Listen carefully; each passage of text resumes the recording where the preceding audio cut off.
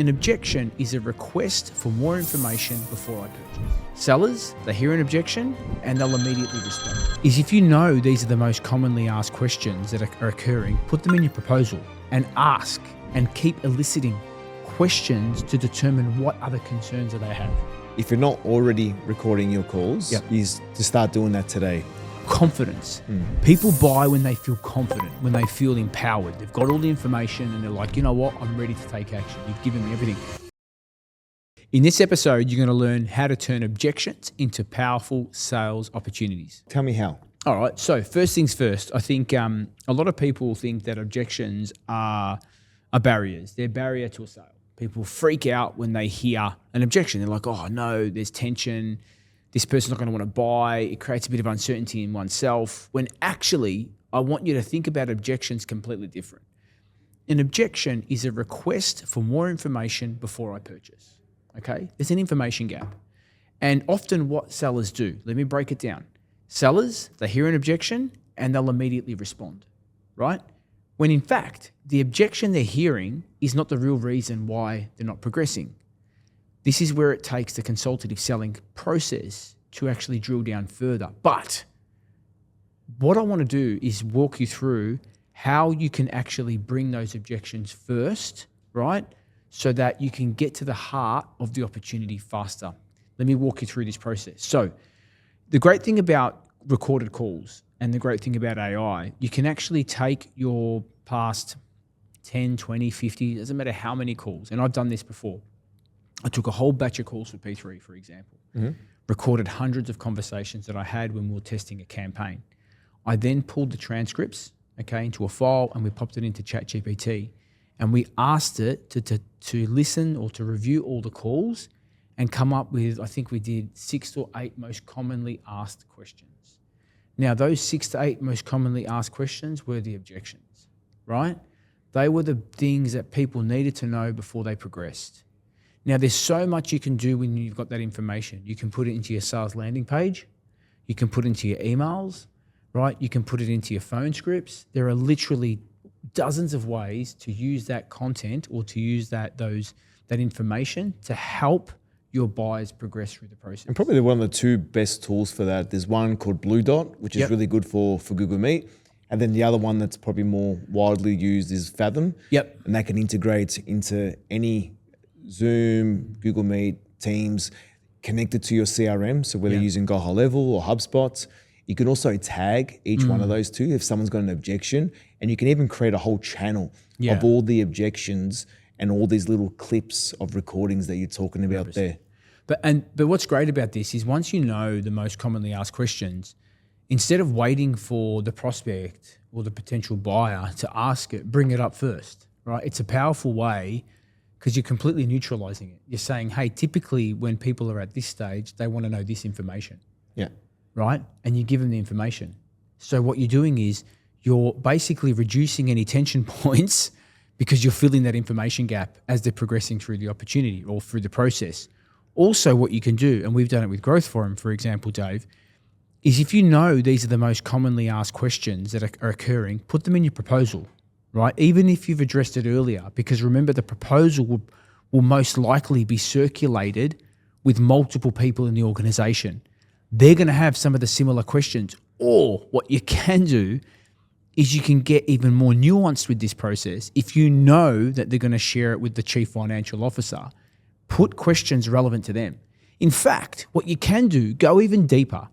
If you know that they're going to send it to the CFO, maybe the CMO, what you can do is put role-specific questions in your proposal. If you're the CMO, click here, drop down. We got digital proposals. We use Quilla, we use Better Proposals, we're using a few different tools. You can actually have a section in there that's very specific to their role. Because again, what the CFO is looking for is different to the CMO, right? 2 very different objectives. Absolutely. They're looking at it from 2 completely different perspectives. So don't give them generic questions. So, and what you could also do if you want to leverage AI further, pop your proposal in there into ChatGPT and give it a prompt to say, you're now the CFO of X company. You're reviewing the proposal. What are your 3 to 4, key concerns that you have when reviewing this proposal?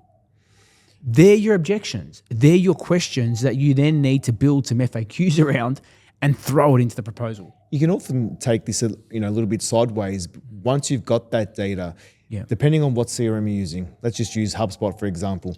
You can build this into the playbook section within HubSpot. You can have these questions within there. Ready to you roll. can bring this up on the call to understand deeper.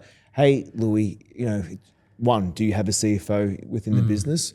Then drill a bit deeper as to, what type are they? Are they a bit more aggressive? Are they negative? Are they more, looking for growth or they're looking for protection within the business? Because that's going to come up with different angles 100%. of how you can attack that approach. Yeah, and look, if we go back to your Locomate days when during COVID you were trying to get CFOs to buy your travel management platform, we determined that the biggest objection that CFOs would have was no one's traveling my business, so why do I need to talk to you about a travel management platform? Yeah, the care factor was a -10. Right? Yeah, they were like, mate, I've got so many other things going. Why am I going to talk about this?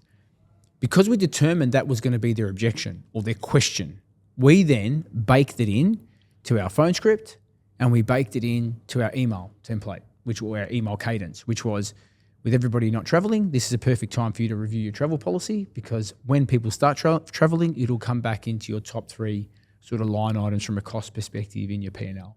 So this is a great way to strip out that cost and nobody will even know that you've changed your policy. Yeah. And CFOs were like, fuck yeah, let's meet.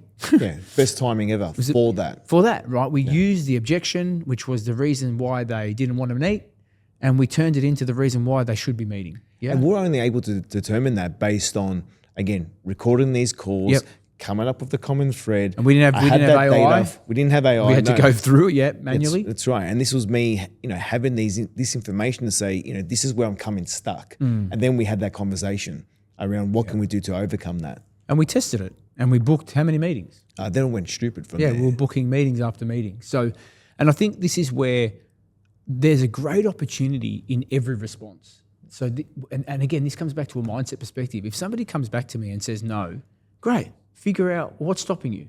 Because if there's an information gap, then I have an opportunity to fill that information gap. Whether it be in a cold call, whether it be in an email, whether it be at a pitch presentation or in the proposal, like I've got to be the one that's helping them see the information gap and ask and keep eliciting questions to determine what other concerns that they have, right? Again, we've gone through all the FAQs, we've answered everything. Don't just go, well, let's progress. Ask the question. Based on what we've discussed, do you have any further questions or concerns that could stop you from moving forward or that could impact you from achieving X? Pull it out. No, we don't. Fantastic. Does it make sense for us to now progress to the contract? Yes, it does. No, it doesn't. Okay, what's stopping us? See where we're going with this? It's a very simple process, yeah? But again, often what happens is seller hears objection, they freak out, they start responding, a bit of nerves kicks in, but there's a great opportunity there, right? Because if there's an information gap, we can fill it. But the big takeaway is we should know the most common questions, the most common objections before we even engage with our target, right? Yeah, so a quick recap is if you're not already recording your calls, obviously with consent, is to start doing that today. 2 quick tools, look at Blue Dot, look at Fathom. Or your dialer. If you're doing on phones, you've got a dialer that's probably connected to HubSpot, whatever. It's recording your calls, right? Then not just letting them sit there in a grave, right? No. Because a lot of people just record them, great, they sit there, and I guarantee you 98% of you aren't reviewing those. Correct.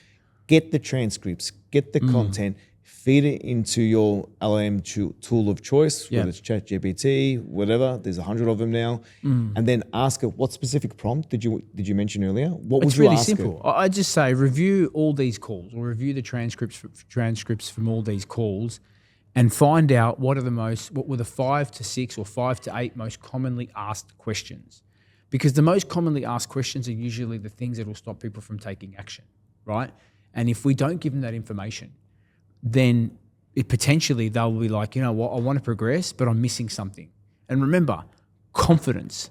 People buy when they feel confident, when they feel empowered. They've got all the information and they're like, you know what, I'm ready to take action. You've given me everything.